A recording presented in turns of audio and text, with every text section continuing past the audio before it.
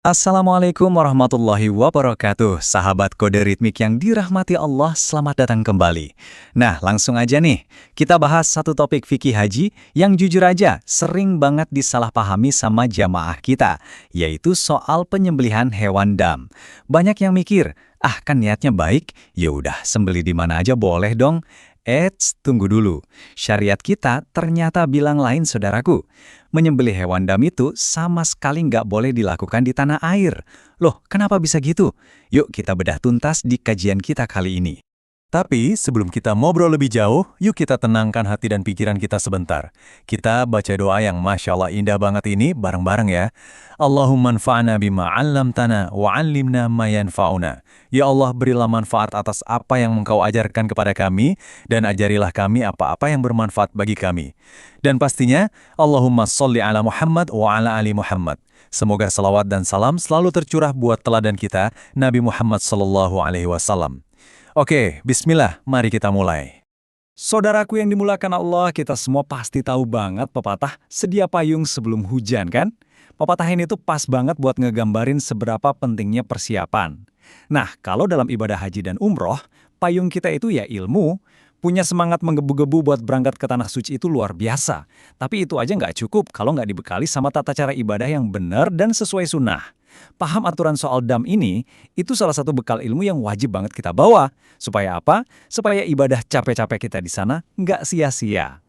Sekarang kita lurusin dulu nih, apa sih sebenarnya dam itu? Kalau dengar kata dam, kadang kita langsung mikirnya, aduh, denda nih, atau hukuman pelanggaran. Padahal yang paling sering dilakuin sama jemaah kita itu namanya dam syukron.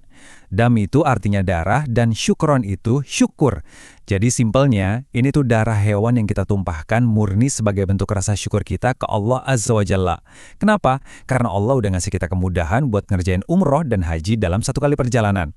Jadi ingat ya, ini tuh bentuk perayaan ibadah kita, bukan hukuman. Selain dam syukran, ada lagi nih istilah lain yang maknanya dalam banget, yaitu hadyu. Hadyu ini artinya hadiah. Maksudnya gini, hewan yang kita sembelih itu adalah hadiah terbaik yang pengen kita kasih untuk Allah Subhanahu wa Ta'ala. Tapi ada satu syarat mutlaknya nih, hewan ini harus disembelih khusus di tanah haram. Kita tahu kan, tanah haram Mekah ini penuh keberkahan. Doanya aja udah dipanjatkan langsung sama Nabi Ibrahim alaihi salam. Jadi ngorbanin harta buat nyembelih di tanah seberkah itu, wah itu salah satu amalan yang paling utama. Terus pertanyaannya, siapa aja sih yang wajib bayar dam syukran ini? Hukum asalnya kan ibadah ke tanah suci itu satu perjalanan buat satu ibadah. Tapi Allah ngasih kita diskon besar-besaran, keringanan yang luar biasa. Kalau Anda umroh dulu baru haji, atau yang kita sebut haji tamatu, nah itu wajib bayar dam syukran. Terus kalau umroh dan haji digabung sekaligus, atau haji kiran, itu juga wajib.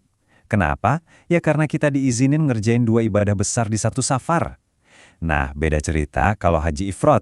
Karena jamaahnya murni niat haji aja tanpa umroh, mereka nggak wajib bayar dam syukran. Masuk akal banget kan aturannya? Nah, sekarang kita masuk ke skenario intinya nih. Boleh nggak sih menyembelih dam itu di kampung halaman aja, di Indonesia gitu misalnya? Ayo sahabat kode ritmik, coba dipikir sebentar. Sebelum saya kasih tahu jawabannya, coba dong tulis pendapat Anda di kolom komentar di bawah sekarang juga. Kira-kira boleh nggak ya? Udah? Oke, mari kita bongkar jawabannya. Biar gampang bayanginnya, kita pakai analogi sehari-hari aja. Coba bayangin Anda kena tilang dari polisi. Terus, kemana Anda harus bayar denda itu? Pasti ke loket resmi yang udah ditunjuk negara kan? Nggak mungkin dong Anda tiba-tiba bayar denda tilang itu di warung kopi depan rumah, terus merasa urusannya udah beres, ya nggak sah. Nah, sama persis kayak aturan Allah dalam ibadah ini. Allah udah nentuin loket spesifik buat penyembelihan ini. Dan tempatnya itu mutlak, nggak bisa ditawar-tawar lagi. Gini perbandingannya. Kalau Anda menyembelih hewan dam itu di tanah haram, alhamdulillah hukumnya sah dan kewajiban dam Anda gugur. Tapi, gimana kalau ternyata Anda udah terlanjur transfer uang ke panitia kurban di masjid kampung halaman buat nyembelih dam Anda di sana? Saudaraku, sedihnya, itu cuma bakal dicatat sebagai sedekah biasa. Ya, dagingnya sih halal dimakan, Anda juga dapat pahala sedekah. Tapi kewajiban dam syukran Anda itu belum lunas, alias nggak sah. Ujung-ujungnya Anda tetap harus beli hewan lagi dan disembelih di tanah suci. Jadi, di mana sih persisnya lokasi yang sah itu? Aturannya ketat banget loh. Sesuai panduan dari Nabi Muhammad SAW, nyembelihnya wajib di area tanah haram. Itu meliputi Mekah, Mina, dan Muzdalifah. Ngomong-ngomong soal Mina, tahu nggak kenapa tempat itu spesial banget? Kata Mina itu asalnya dari kalimat likatroti mayumna bihi, yang artinya kurang lebih karena saking banyaknya darah hewan yang ditumpahkan di sana untuk Allah. Itu tempat khusus. Oh ya, catat nih, Arafah itu statusnya tanah halal ya. Jadi kalau nyembeli dam di Arafah itu juga tetap nggak sah. Tempatnya udah jelas ya. Sekarang kapan waktunya? Sama kayak kurban pas Idul Adha. Waktu nyembeli dam syukron ini sangat terbatas. Mulainya pas di hari penyembelihan pertama, yaitu tanggal 10 Dzulhijjah. Terus lanjut di hari-hari tasyrik, tanggal 11, tanggal 12. Dan batas akhirnya sebelum matahari tenggelam di tanggal 13 Dzulhijjah. Ini benar-benar 4 hari emas yang timeline-nya udah dipatok tegas sama syariat kita. Dan disinilah syariat nguji kedisiplinan kita. Ada satu kesalahan fatal yang kadang dilakuin jamaah gara-gara pengen cepet beres. Banyak yang nyembelih hewannya sebelum tanggal 10 Dzulhijjah. Terus gimana hukumnya? Nggak sah. Sama aja kayak kita sholat duhur tapi jam 10 pagi. Ya nggak bakal diterima. Dagingnya halal, tapi ya balik lagi, jatuhnya cuma sedekah biasa. Mau nggak mau, wajib beli kambing lagi dan ngulang nyembelih di waktu yang benar. Jangan sampai deh kita rugi 2 kali cuma karena kurang ilmu. Mungkin pas denger ini, terbesit pertanyaan di hati saudaraku semua. Ustadz, terus gimana dong kalau pas di sana ternyata jamaah lagi nggak pegang uang? Apalagi harga hewan dam itu kan lumayan ya, bisa 600-700 rial. Ini pertanyaan yang sangat manusiawi. Tenang aja. Islam itu agama yang penuh kasih sayang. Allah Subhanahu wa Ta'ala nggak mungkin ngasih beban ke hambanya di luar batas kemampuannya. Ini dia indahnya syariat kita, saudaraku yang dimuliakan Allah. Kalau memang betul-betul nggak mampu beli hewan, Allah udah nyiapin jalan keluar yang sangat meringankan. Gantinya apa? Puasa 10 hari. Rinciannya gampang. 3 harinya puasa pas masih di Tanah Suci waktu musim haji. Nah, sisa 7 harinya lagi dipuasain pas sudah pulang dengan selamat di tanah air. Boleh berturut-turut, boleh juga selang-seling. Sangat-sangat memudahkan kan? Atau kalau misal Anda tetap pengen banget dapat pahala menyembeli, ada solusi lain nih. Anda bisa pulang dulu ke tanah air tanpa harus puasa, terus mulai nabung pelan-pelan. Nah, nanti pas rezekinya udah kumpul, entah itu bulan depan atau tahun depannya lagi, Anda tinggal transfer uangnya ke wakil yang terpercaya di sana.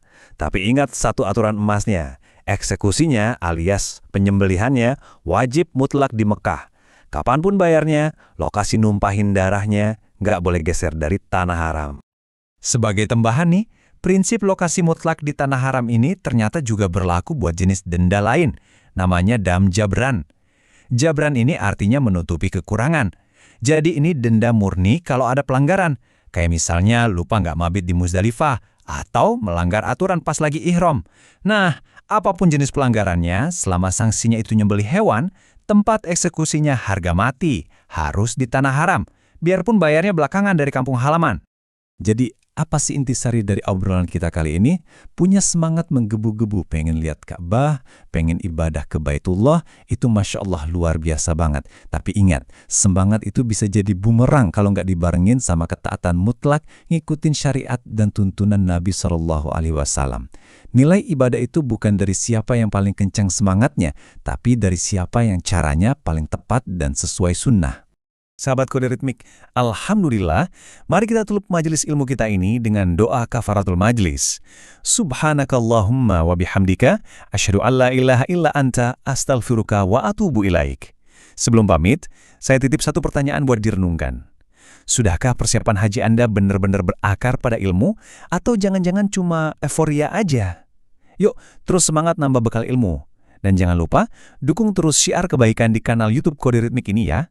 Tinggalkan komentar dan bagikan pembahasan ini supaya lebih banyak lagi umat yang dapat pencerahan. Mohon maaf kalau ada salah-salah kata. Wassalamualaikum warahmatullahi wabarakatuh.